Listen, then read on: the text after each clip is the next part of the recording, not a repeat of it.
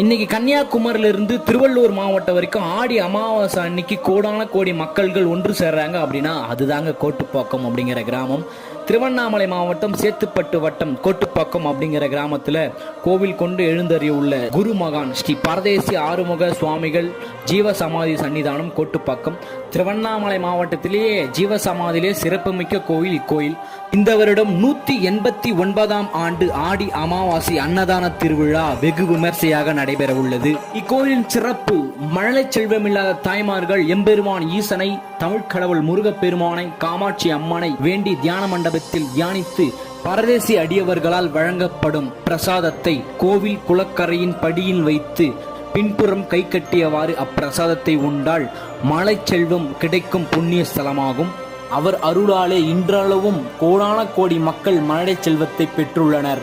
வருகின்ற 24/7/2025 வியாழக்கிழமை அன்று இப்பெருவிழா நடைபெற உள்ளது. கோட்டுப்பாக்கம் வாருங்கள், குருநாதரையே வணங்குங்கள். குழந்தை வரம் தருவார், குறைகள் எல்லாம் போற்றிடுவார். அனைவரும் வருக, ஆறுமுக சுவாமி அருள் பெருக.